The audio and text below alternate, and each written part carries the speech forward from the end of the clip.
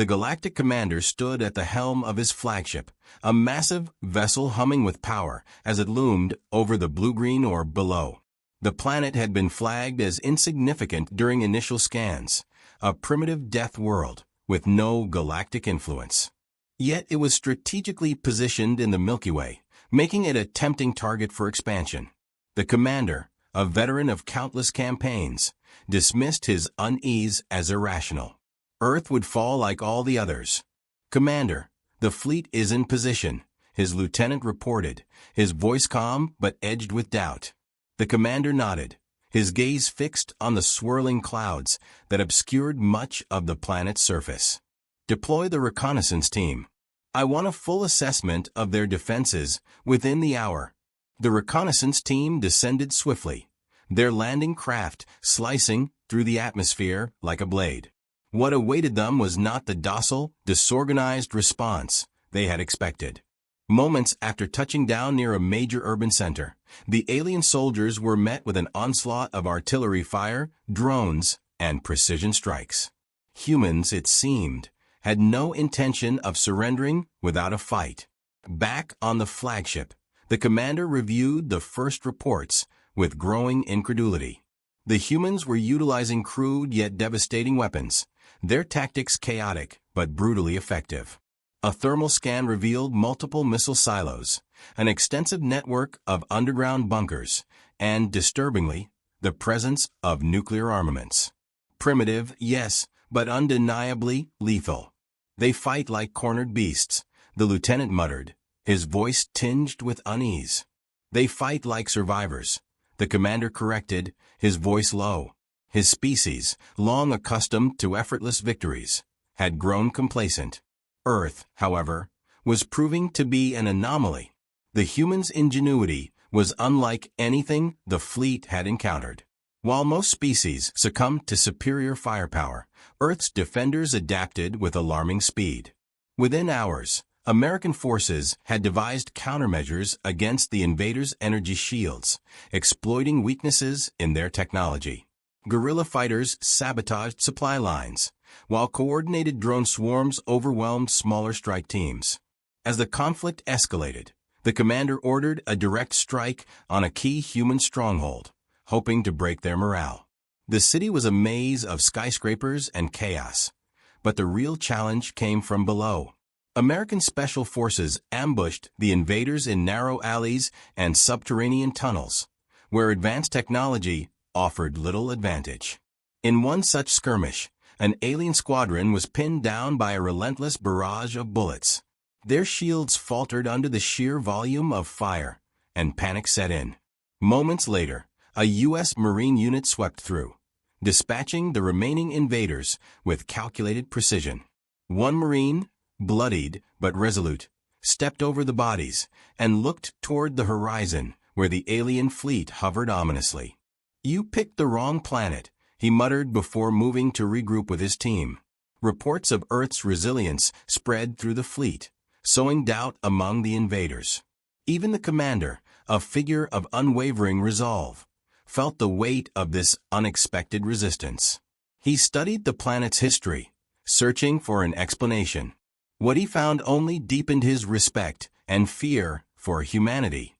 Earth's archives revealed millennia of conflict, innovation, and survival against impossible odds. Humanity had faced extinction-level events, both natural and self-inflicted, and emerged stronger each time. Their capacity for war was matched only by their creativity, a combination that made them uniquely dangerous. But the Commander was not ready to concede. "Deploy the second wave," he ordered, his voice steely. "We will crush their will to resist." The second wave targeted America's eastern seaboard, home to critical infrastructure and military installations. What the aliens had underestimated, however, was America's readiness to defend its territory at all costs. The U.S. military launched a coordinated counteroffensive, combining air superiority, advanced cyber warfare, and an unrelenting ground assault. In one dramatic moment, a nuclear submarine surfaced undetected near the alien fleet. Within seconds, it launched a payload that obliterated a key command ship, sending shockwaves through the enemy ranks. The explosion lit up the night sky, a testament to humanity's determination. On board the flagship, the commander stared at the display screens, his composure cracking for the first time. "This shouldn't be possible," he murmured. The humans weren't just fighting to survive, they were fighting to win. As the battle raged, the commander received a distress signal from his ground forces. A battalion had been surrounded by human troops and was on the verge of annihilation. Despite their technological advantages, the aliens were faltering under the weight of Earth's relentless assault. The commander's claws dug into the armrest of his chair. This was not how it was supposed to go. The humans should have been subdued by now, their planet added to the Empire's ever-expanding domain.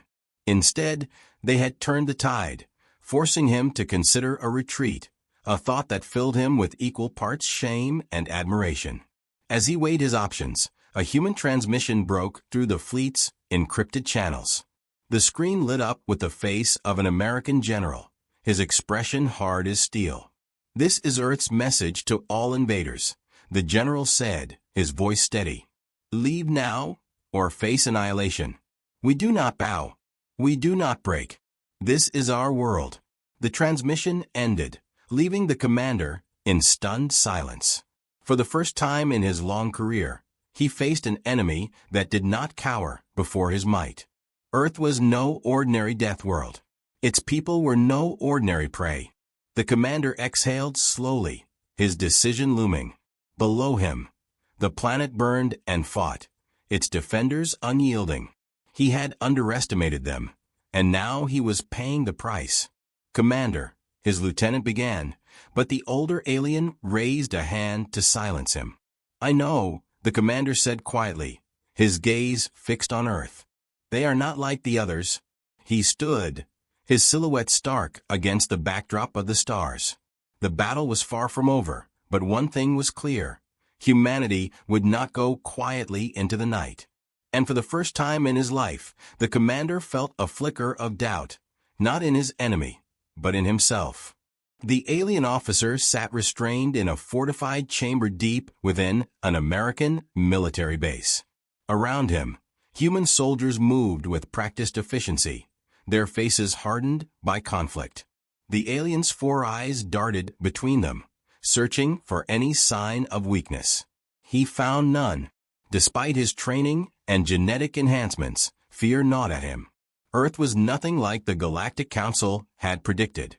Across the table sat a U.S. Marine captain, his uniform crisp despite the chaos of war outside. His eyes were sharp, unrelenting, as he leaned forward. "You attacked America," the Marine said, his voice calm but laced with incredulity. "What were you thinking?" The alien officer didn't respond immediately. His species prided itself on discipline and superiority, but the events of the past days had shaken even his confidence. He struggled to comprehend the human's tone, a mixture of disbelief and defiance that seemed to embody this entire planet's spirit. The Marine leaned back in his chair, crossing his arms. "Let me explain something to you. America doesn't lose. It doesn't matter how advanced you think you are or how many ships you brought. You picked the wrong fight." The alien tilted his head, his translator struggling to convey the nuance of the Marine's words. "Your planet should have been easy to subjugate," he finally said, his voice halting. "Primitive, divided, weak." The Marine barked a laugh, though there was no humor in it. "Primitive? Maybe. Divided?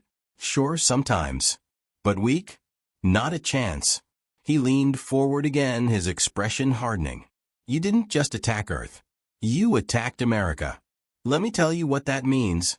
The room grew still as the Marine began to speak, his words carrying the weight of history. He recounted battles from Earth's past, wars that had forged humanity's resilience in fire and blood. From the Revolutionary War to World War II, he painted a picture of a nation that had risen time and again to face insurmountable odds. "We don't back down," the Marine said, his voice steady. "When someone threatens what's ours, we fight. And we don't stop until the threat is gone. You think your fleet is something we've never seen before? Let me remind you, we've faced forces stronger than us, enemies more powerful than we could have imagined. And we beat them." The alien officer listened, his initial contempt giving way to an unsettling realization.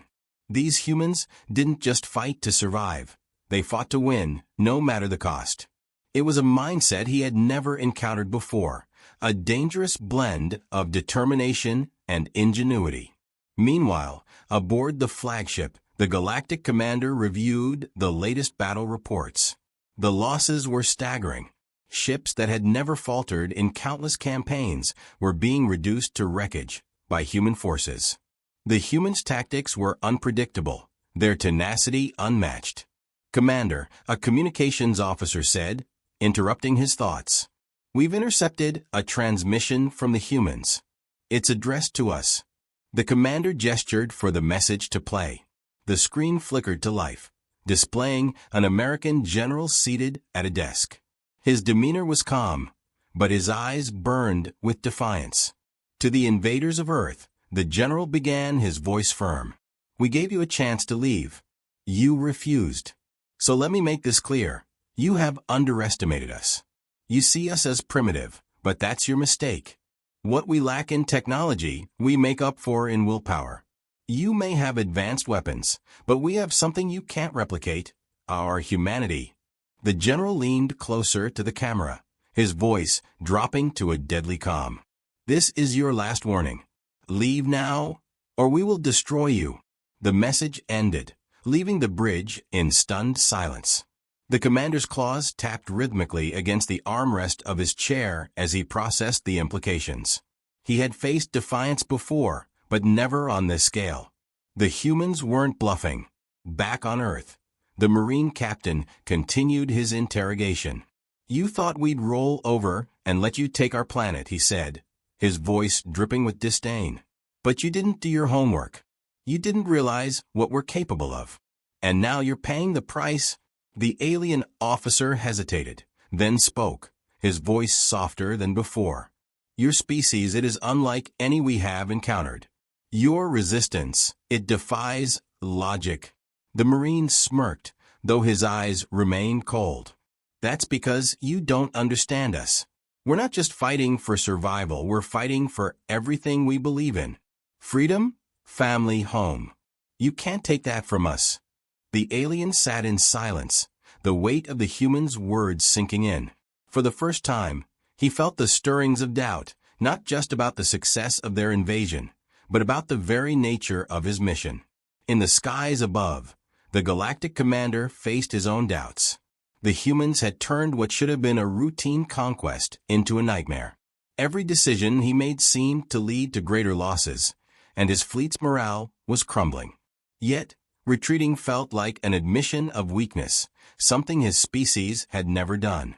"Commander," his lieutenant said cautiously, "we must consider the possibility that this planet is unconquerable." The commander didn't respond immediately. His gaze remained fixed on Earth, its surface marred by the scars of battle, yet defiant as ever. "Unconquerable," he repeated, as if testing the word's weight. "No.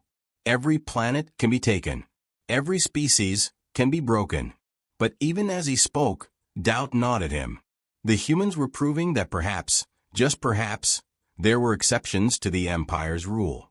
As the second wave of attacks faltered, the commander received another report, this one detailing the humans' use of reverse-engineered alien technology. They were learning, adapting, and becoming more dangerous with every passing moment. The commander clenched his fists, his frustration mounting. These humans were more than an anomaly.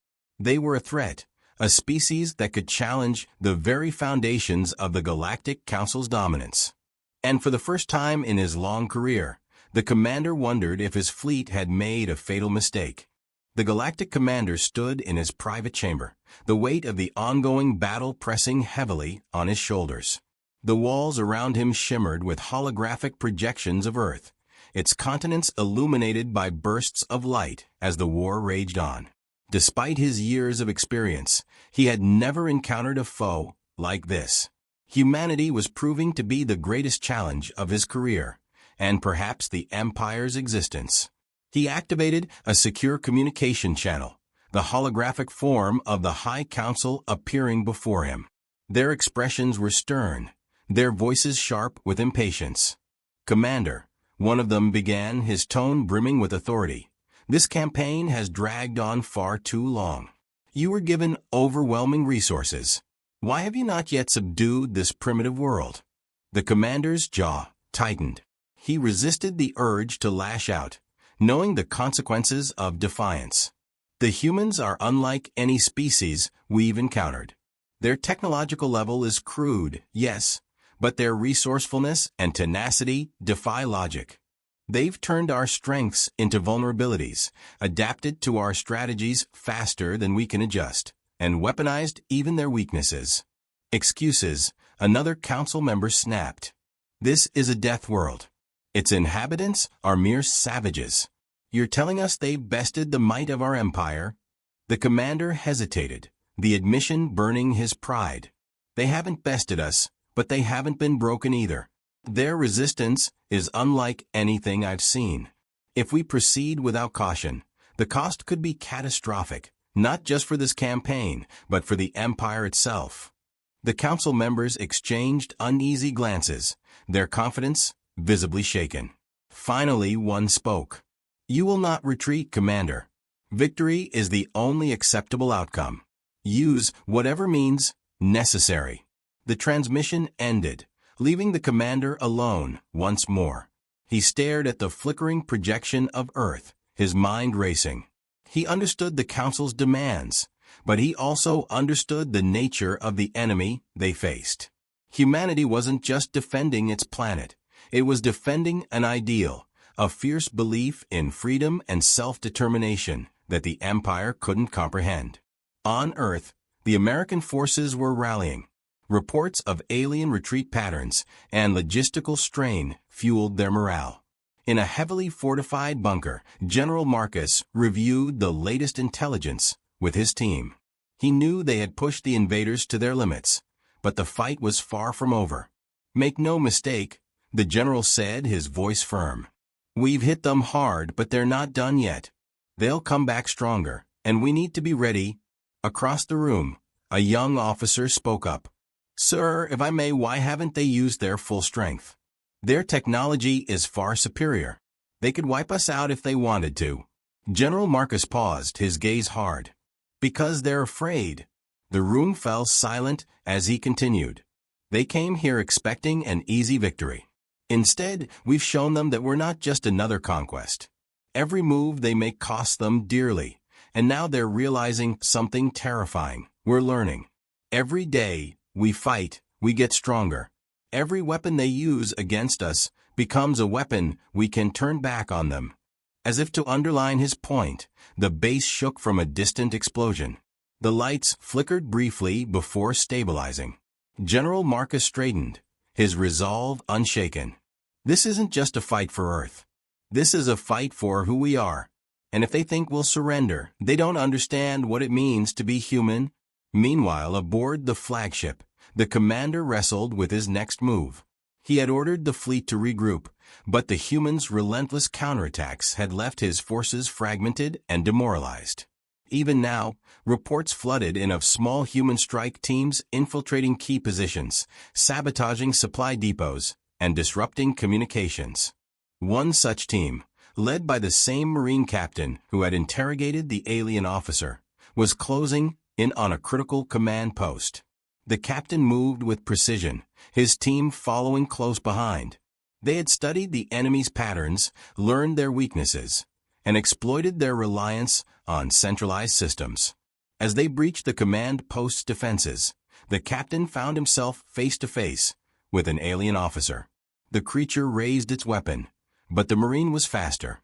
With a single, calculated shot, he took the alien down. He approached the command console, quickly planting explosives before signaling his team to retreat. The blast that followed rippled through the alien fleet's network, causing widespread confusion. Ships faltered, their systems compromised, and in the chaos, human forces launched a coordinated assault. Fighter jets and drones swarmed the skies, targeting vulnerable vessels. On the flagship, alarms blared as the commander watched his fleet unravel. For a moment, he felt the urge to order a full-scale retreat, to abandon this doomed campaign and preserve what remained of his forces. But his pride and the Council's commands weighed heavily on him. Then, something unexpected happened. A transmission from the surface cut through the chaos, displaying the face of General Marcus. "This is General Marcus of the United States military," he said, his voice steady. "Commander, you've seen what we're capable of. You know what's at stake. Leave now, and we'll allow you to retreat. Stay, and we'll make sure none of you leave alive." The commander stared at the screen, his mind racing. The general's offer was both a challenge and a lifeline. He could feel the eyes of his crew on him, waiting for his decision. Finally, he spoke, his voice low but resolute. "Order the fleet to withdraw." The room erupted in shocked murmurs, but the commander silenced them with a glare. "We underestimated this species. To continue would be folly. This is not a defeat, it is a recalibration. We will return when we are ready." As the fleet began its retreat, the humans celebrated their hard-fought victory. On the ground, General Marcus stood with his team, watching the alien ships vanish into the atmosphere. "Think they'll come back?" one officer asked. The general nodded, his expression grim. "Probably. But next time, they'll know what they're up against. And so will we." High above, the Galactic Commander sat alone in his chamber, staring out at the retreating planet. He had faced many adversaries, but none like humanity.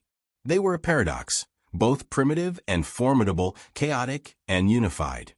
As his fleet moved into the void, one thought lingered in his mind. Earth was no death world. It was something far more dangerous,